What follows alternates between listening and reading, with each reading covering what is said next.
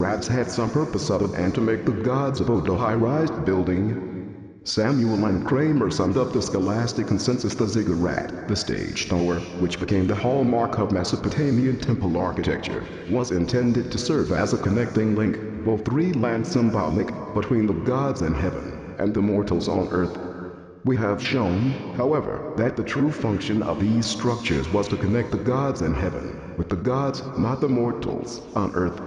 Mutiny of the Anunnaki. After Enlil arrived on Earth in person, Earth Command was transferred out of Inca's hands. It was probably at this point that Inca's epithet or name was changed to Ea, Lord Waters rather than Lord Earth. The Sumerian texts explain that at that early stage in the arrival of the gods on Earth, a separation of powers was agreed upon. Anu was to stay in the heavens and rule over the 12th planet. Enlil was to command the lands, and Enki was put in charge of the Abzuapsu in Akkadian. Guided by the watery meaning of the name Ea, scholars have translated Abzu as watery deep, assuming that, as in Greek mythology, Enlil represented the thundering Zeus, and Ea was the prototype of Poseidon, god of the oceans. In other instances, Enlil's domain was referred to as the upper world, and Ea's as the lower world. Again, the scholars assumed that the terms meant that Enlil controlled Earth's atmosphere while Ea was ruler of the subterranean waters. The Greek, like Hades, the Mesopotamian supposedly believed in our own term abyss, which derives from APSU, denotes deep, dark, dangerous waters in which one can sink and disappear. Thus, as scholars came upon Mesopotamian texts describing this lower world, they translated it as underworld or Toten world of the dead. Only in recent years have the Sumerologists mitigated the ominous connotation somewhat by using the term netherworld in translation. The Mesopotamian texts most responsible for this misinterpretation were a series of liturgies lamenting the disappearance of Tammuz, who was better known from biblical and Canaanite texts as the god Tammuz. It was with him that Inanna/Ishtar had her most celebrated love affair, and when he disappeared, she went to the lower world to seek him. The massive Tammuz liturgy Endeavor 1 test by P. Morris Witzel, a masterwork on the Sumerian and Akkadian Tammuz texts, only helped perpetuate the misconception. The epic tales of Ishtar's search were taken to mean a journey to the realm of the dead, and her eventual return to the land of the living. The Sumerian and Akkadian texts describing the descent of Inanna/Ishtar to the lower world inform us that the god had decided to visit her sister Ereshkigal, mistress of the place. Ishtar went there neither dead nor against her will.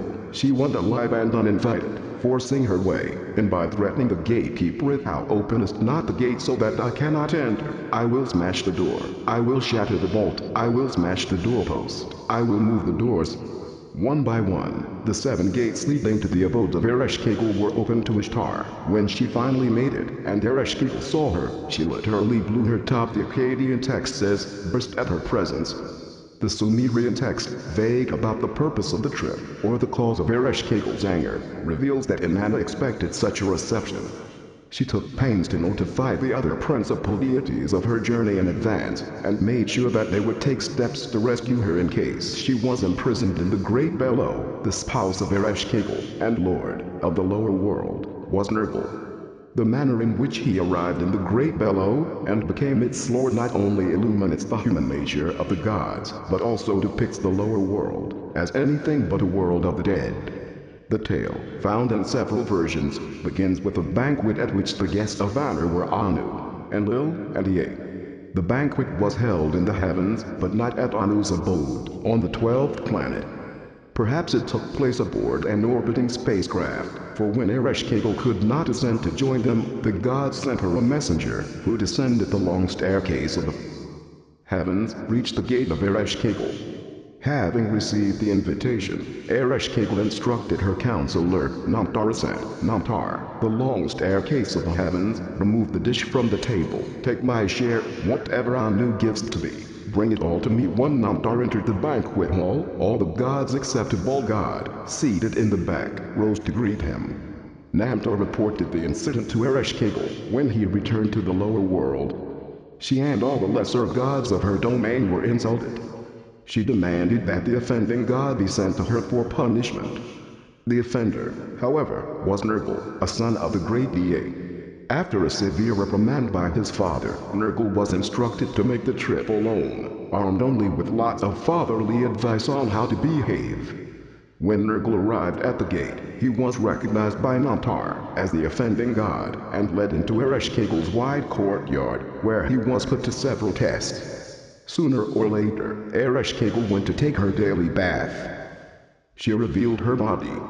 What is normal for man and woman, he, in his heart. They embraced. Passionately they got into bed.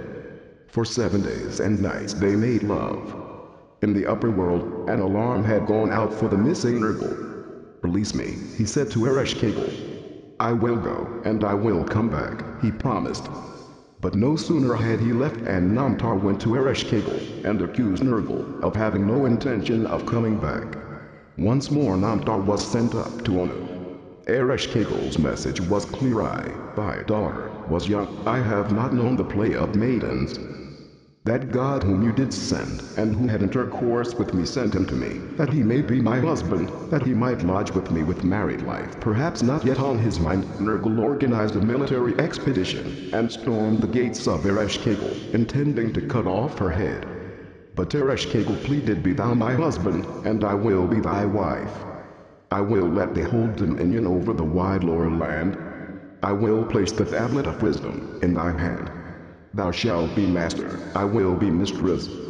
And then came the happy ending when Nergal heard her words. He took hold of her hand and kissed her, wiping away her tears. "What thou hast wished for me since months past, so be it now."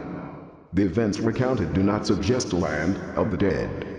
Quite the contrary, it was a place the gods could enter and leave, a place of lovemaking, a place important enough to be entrusted to a granddaughter of Enlil and a son of Enki. Recognizing that the facts do not support the earlier notion of a dismal region, W.F. Albright Mesopotamian elements and Canaanite eschatology suggested that Dumuzi's abode in the lower world was a bright and fruitful home in the subterranean paradise called the mouth of the rivers, which was closely associated with the home of Ea in the Apsu. The place was far and difficult to reach, to be sure, and a somewhat restricted area, but hardly a place of no return. Like Anu, other leading deities were reported going to and returning from this lower world. Enlil was banished to the Obscure for a while, after he had raped Enlil. And Ea was a virtual commuter between Eridu and Sumer and the Obscure, bringing to the Obscure the craftsmanship of Eridu and establishing in it a lofty shrine for himself. Far from being a dark and desolate place, it was described as a bright place with flowing waters. A rich land, beloved of Enki, bursting with riches, perfect in fullness, whose mighty river rushes across the land. We have seen the many depictions of Ea as the god of flowing waters.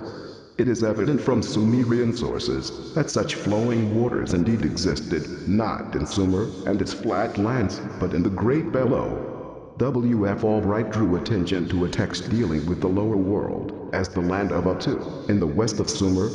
It speaks of a journey of Enki to the Apsu, pure land, where great waters rapidly flow. To the abode of flowing waters the Lord betakes himself. The abode of flowing waters, Enki, in the pure waters established, in the midst of the Apsu, a great sanctuary he established. By all accounts, the place lay beyond the sea. A lament for the pure sun, beyond Dumuzi, reports that he was carried off to the lower world, in a ship. A lamentation over the destruction of Sumer describes how Inanna managed to sneak aboard a waiting ship. From her possessions she sailed forth. She descends to the lower world. A long text, little understood, because no intact version has been found, deals with some major dispute between Nergal's title as Lord of the lower world and his brother Marduk. In the course of the dispute, Nergal left his domain and confronted Marduk in Babylon. Marduk, on the other hand, threatened to the Apsu, "Will I descend, the Anunnaki, to supervise my raging weapons against them I will raise." To reach the Apsu, he left the land of Mesopotamia and traveled over waters that rose up. His destination was a Raleigh in the basement of Earth, and the texts provide a precise clue as to where this basement was in the distance. 100 BRU of water away, the ground of Raleigh is where the blue stones cause ill, where the craftsman of Anu the silver axe carries, which shines as the day. The BRU both a land measuring